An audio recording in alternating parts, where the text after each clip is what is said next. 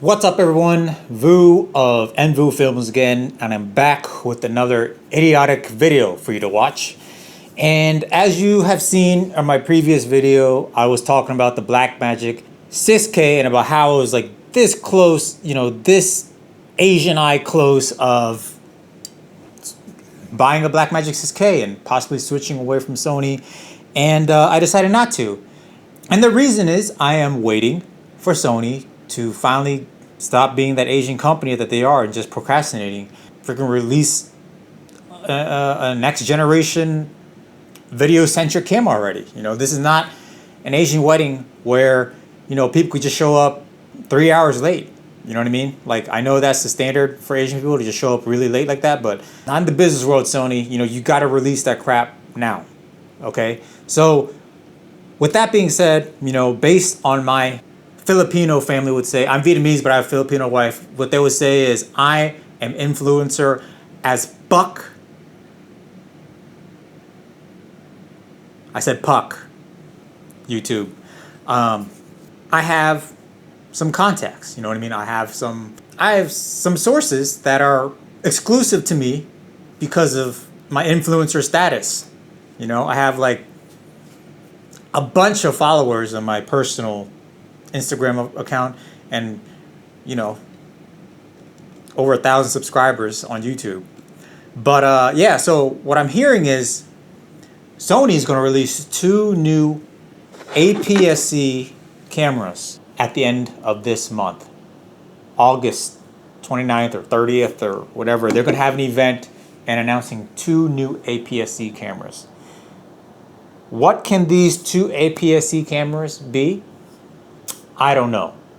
But all I do know is one of those better have 4K 60 10-bit 422 internal. I am not playing with you, Sony. None of this external crap. None of this 4K 60 with a slight crop on APS-C. I don't care. It has to be the full Super 35 APS-C sensor, 4K 60 10-bit 422. And you know what? I think Sony will deliver. I think they'll deliver because all these other camera companies, Fuji, I don't know if Blackmagic 6K is a Sony sensor, but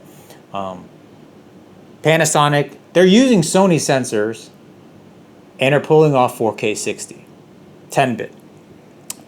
All that nonsense that we videographers probably don't need but want really badly just so we could make 4K videos on YouTube, 6K videos on YouTube so people can watch it on their crappy iPhone screens. Yes, I said it.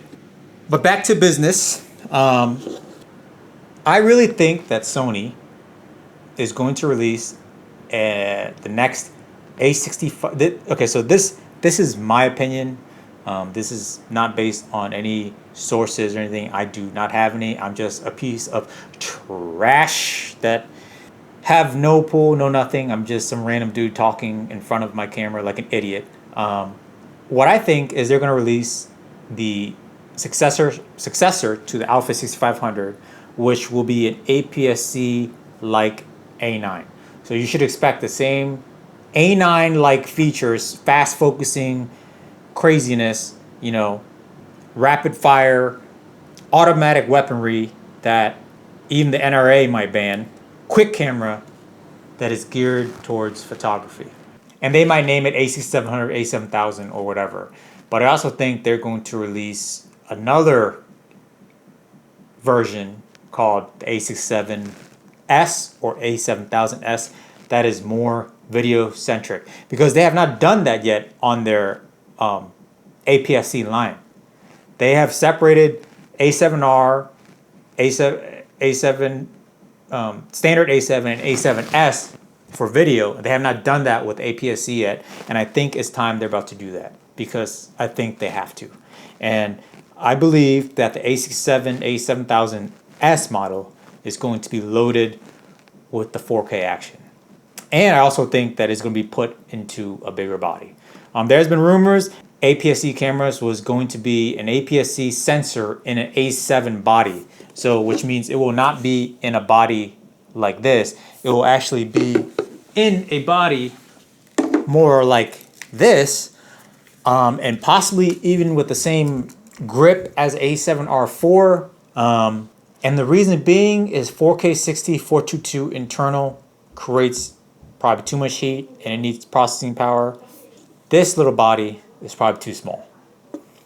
And so they could keep their photocentric people satisfied with the smaller body, and the video people will get an APS-C size sensor in a bigger body, which means you can get the bigger Z body to handle the juice that 4K 60 422 is going to take. And it'll probably also take some type of more advanced SD card, because for the speed and for like the storage, more ports and all that stuff for video-centric Sony users. Not only that, they'll also be able to put possibly better IBIS, because there's more space for the sensor to move around. So it's gonna be better IBIS, better processing, better cooling. Yeah, that's what I'm thinking. And I could be very wrong, and it could very well be that there's a fanboy in me talking. But that is what I think. At least that's what I'm hoping. As much as I like full frame and everything, and probably 2 years ago when I finally switched to a full frame A7S2, and then I upgraded to A7 III, and I'm also shooting video and photo with A7R3. I was all about that full frame life, and I just realized that the reason why Sony APS-C wasn't as good was because the lens selection was kind of not great. I mean, there's a bunch of f2.8 lenses. There's a 50 f1.8, and the lenses are pretty expensive for APS-C glass. But now we have lenses like the 56mm f1.4 that you get for under $300. You have the 16mm f1.4 you get for $300, or maybe these are maybe closer to $400. I'm sorry, and the 30mm f1.4 that you get for that's under $300. So I mean, this is pretty much an 85mm full frame equivalent. This would be a 24mm full frame equivalent, and of course the 30mm is like a 50mm full frame equivalent. And these are great lenses, super sharp, and you get that very nice full frame like shallow depth of field from these, simply because at wide open they are super sharp, and of course you get that really nice blurry background. But aside from that, there's also lenses like the 24mm f1.4 of G Master. Yes, it's a bit more expensive, but if you're serious about video shooting and you're going to shoot an APS-C, I highly recommend getting this lens if you could find it available somewhere, pre-ordered or something, because you will get a 35mm equivalent out of a 24mm f1.4. Plus, it's f1.4 aperture, so you'll get that nice blurry background as well. So you could literally fill out 24, 35, 50, and 85 f1.4 and APS-C, and hey, that is good enough for me, to be quite honest with you. If Sony decides to release APS-C cinema powerhouse, what have you, and it'd be great if they could do RAW too, but it could be necessary. If you really want to be shooting film or some not shooting film, but like doing some high production cinema.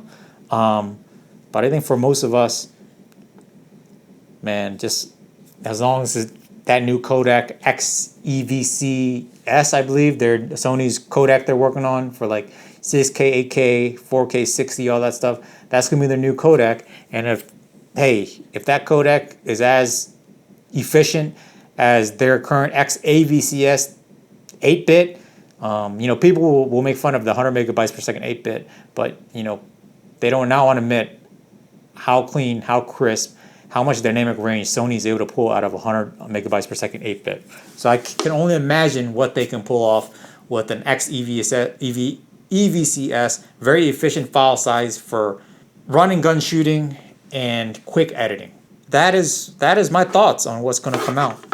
I could be wrong, and Sony could all slap us in the face with another 100 megabits per second 8-bit 4K 30 APS-C trash, but I really hope not, because I will definitely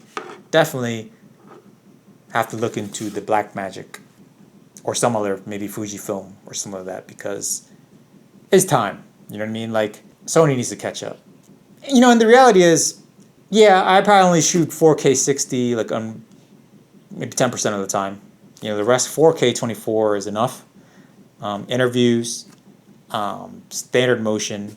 4K 60 is only if you feel like you want to get some slow motion. That's when you shoot 4K 60. And obviously 4K 24 you get better light. For example, you're shooting a wedding, it's in a reception, you get better light with 4K 24 because you shoot with 1/50 shutter. But yeah, so that is my thoughts on what Sony will bring next. It's about a couple weeks away, and I hope I am at least somewhat right. Because I don't know what all these other Sony alpha YouTubers, they're gonna keep going to Sony events. Are they gonna stay being alpha? Is that what they're gonna do? Because I know I'm not.